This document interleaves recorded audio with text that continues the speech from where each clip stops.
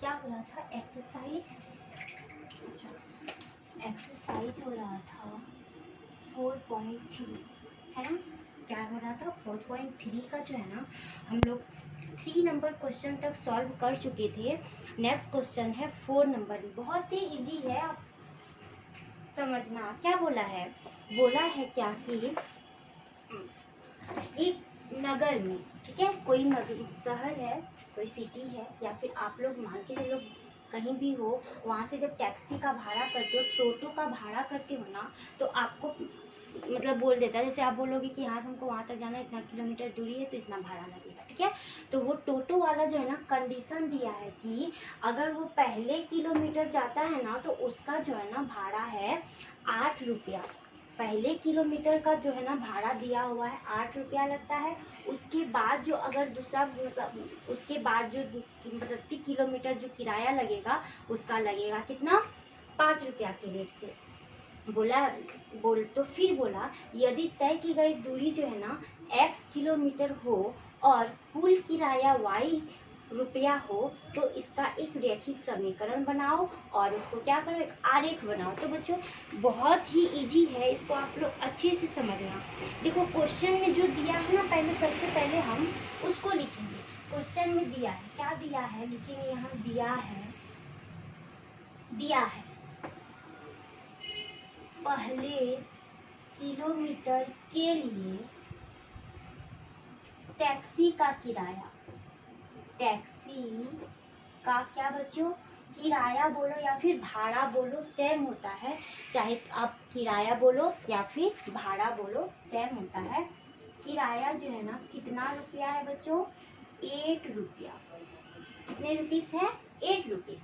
इसके बाद अगले किलोमीटर जब जाता है, अगला नेक्स्ट जाता है तो उसका किराया है, अगले किलोमीटर के लिए, यहाँ पे लिख लेना खुद से, किलोमीटर के लिए टैक्सी का किराया कितना रुपये है बच्चों? 5 रुपीस। कितने रुपीस है? 5 रुपीस। तो और फिर क्या दिया हुआ है बच्चों?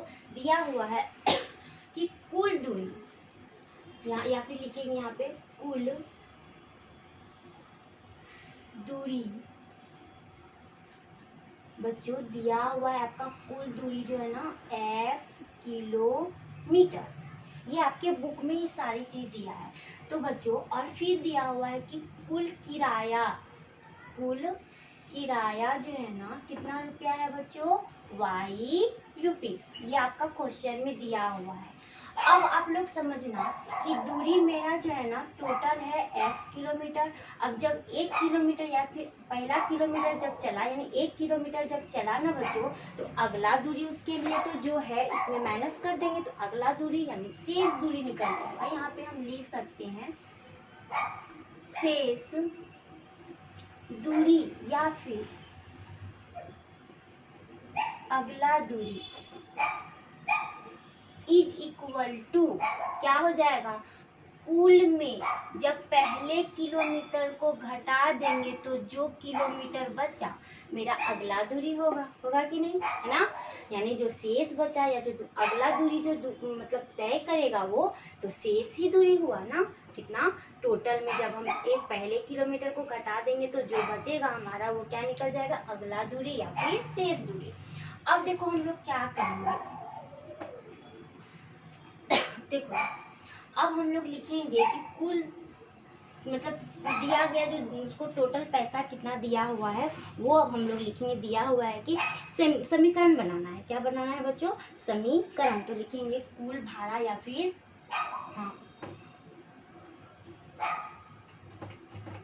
इसको इस रूप में लिखो कि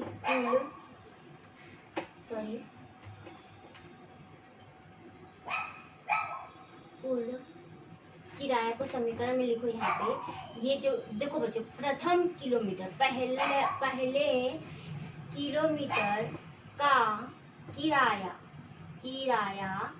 प्लस जो है ना अगले किलोमीटर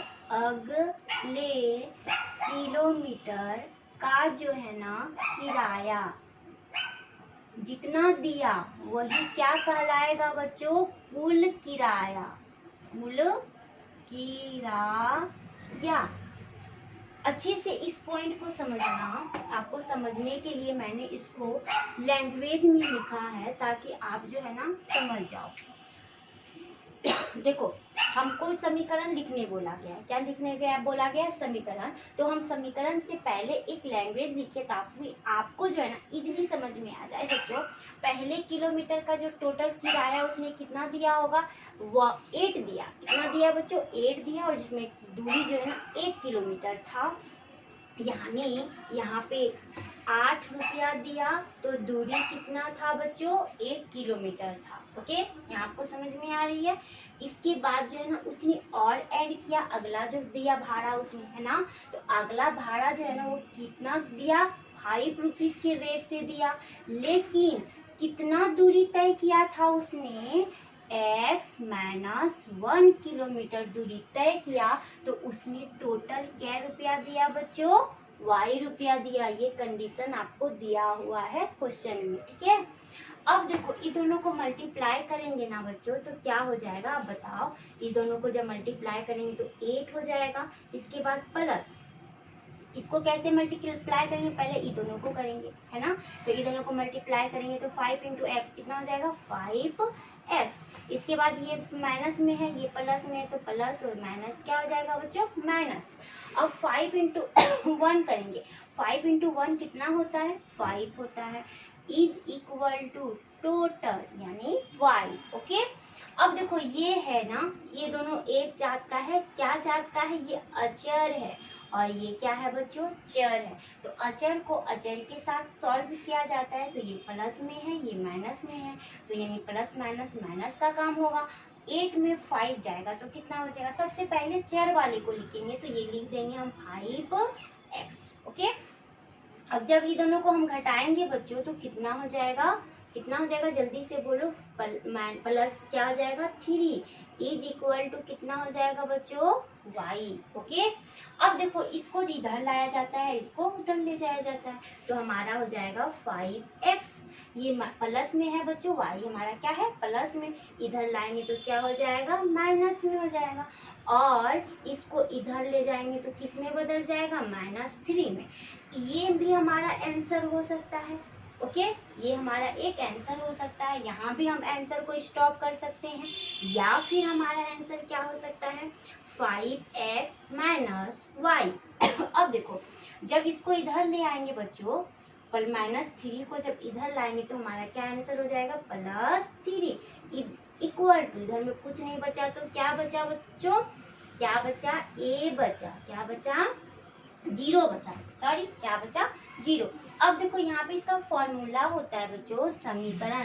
जब रैखिक समीकरण की बात करिए, रैखिक समीकरण आपको निकालने बोला है, तो रैखिक समीकरण का ना बच्चों फॉर्मूला होता है ax प्लस by बराबर c।